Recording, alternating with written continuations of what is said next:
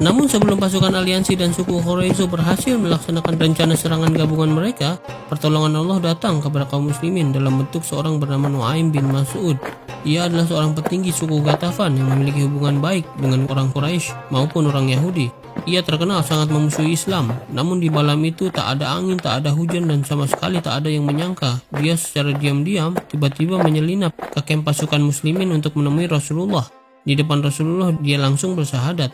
Setelah itu ia menawarkan diri untuk membantu kaum muslimin. Rasulullah pun senang. Beliau meminta Nuaim memanfaatkan posisinya yang saat itu masih dipercaya oleh pasukan musuh, karena musuh saat itu tak ada yang tahu Nuaim telah menjadi muslim, yaitu untuk memporak-porandakan persatuan mereka. Nuaim pun menyanggupi. Ia lalu pergi ke benteng Quraisyah dan menemui Ka'ab.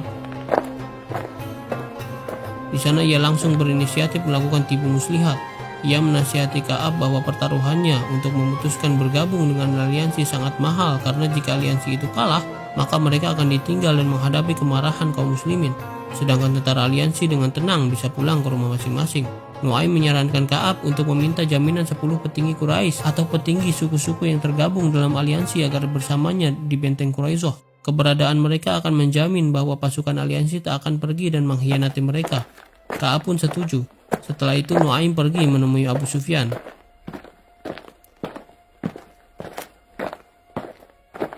Ia mengatakan dirinya punya info yang valid bahwa suku Quraisyah telah memutuskan kembali berpihak ke kaum muslimin.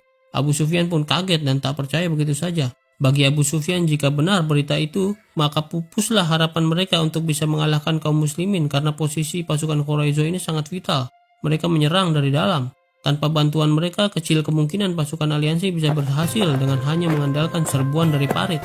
Untuk meyakinkan Abu Sufyan, Nuaim berkata, sebagai bukti keseriusan suku Quraisyah untuk kembali beraliansi dengan Rasulullah, maka mereka akan meminta dari aliansi 10 orang petinggi untuk dijadikan tawanan yang akan diserahkan kepada Nabi untuk dibunuh. Dengan perasaan was-was akan kebenaran berita itu, pada malam tanggal 14 Maret 627, Abu Sufyan lalu mengutus Ikrimah bin Abi Jahal untuk mengajak suku Quraisy berkoordinasi mengenai serangan serentak pada hari Sabtu.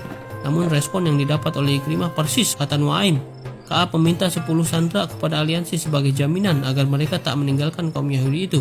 Ditambah penolakan serangan hari Sabtu karena Yahudi dilarang berperang pada hari Sabat. Ikrimah pun melaporkan itu kepada Abu Sufyan. Masih belum yakin, Abu Sufyan pun datang sendiri ke benteng Yahudi itu dan meminta hal yang sama seperti yang dilakukan Ikrimah. Jawaban Yahudi pun sama, mereka meminta 10 orang sandera. Pada momen itu maka termakanlah Abu Sufyan oleh tipu muslihat Nuaim.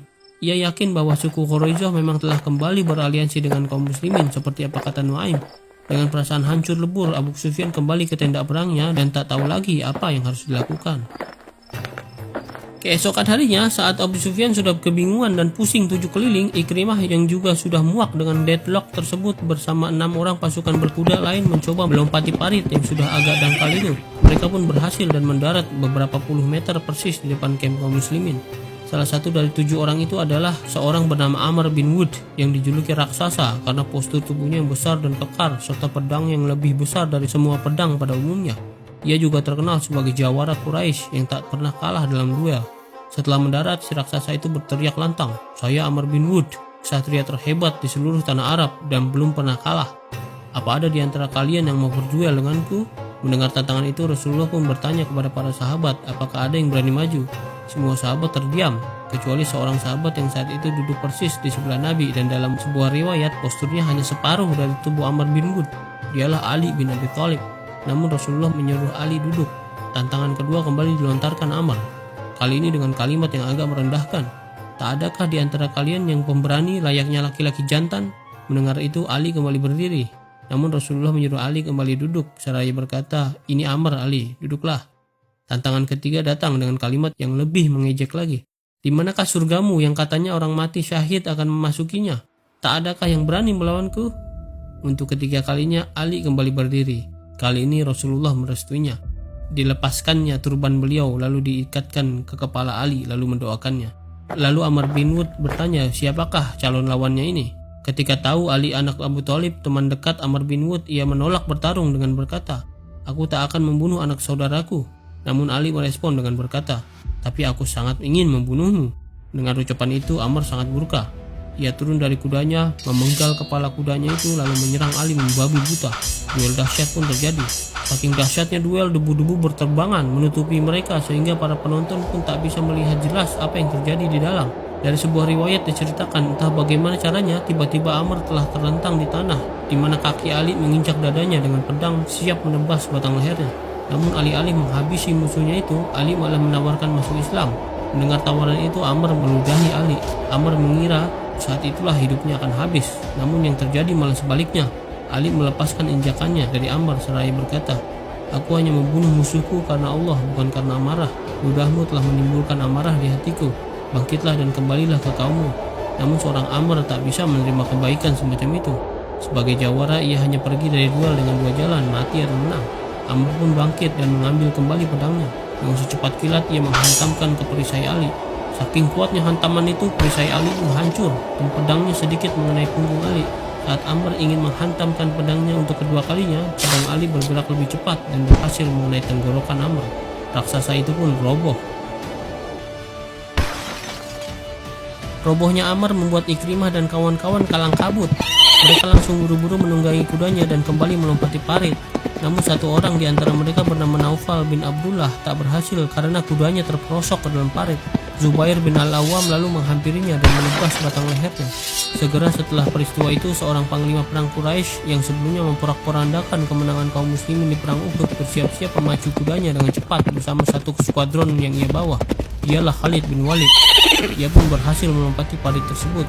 Terjadi pertempuran jarak dekat antara skuadron Khalid dengan pasukan penjaga parit kaum muslimin. Melihat pertahanan kaum muslimin yang sulit ditembus, Khalid akhirnya menyerah dan kembali ke tempat yang Quraisy. Usaha Khalid ini menjadi usaha yang terakhir dari pihak aliansi. 2 hari setelahnya benar-benar tidak ada aktivitas penyerangan. Keputusasaan menyelimuti pasukan aliansi sejak rumor palsu Bani Quraisyah yang kembali beraliansi dengan kaum muslimin merebak di antara mereka. Akhirnya sebuah bencana yang mengakhiri pengepungan pun datang. Pada malam tanggal 18 Maret 627, sebuah angin topan datang melanda Madinah dengan hebatnya. Angin itu meniup dan memporak-porandakan kamp-kamp pasukan aliansi. Mereka dengan segala daya berusaha bertahan dari amukan angin topan tersebut. Saat angin topan agak sedikit reda, Abu Sufyan memerintahkan pasukan Quraisy kembali ke Mekah. Langkah itu pun langsung diikuti oleh pasukan yang lain. Malam itu juga mereka pun membubarkan diri. Pengepungan pun berakhir.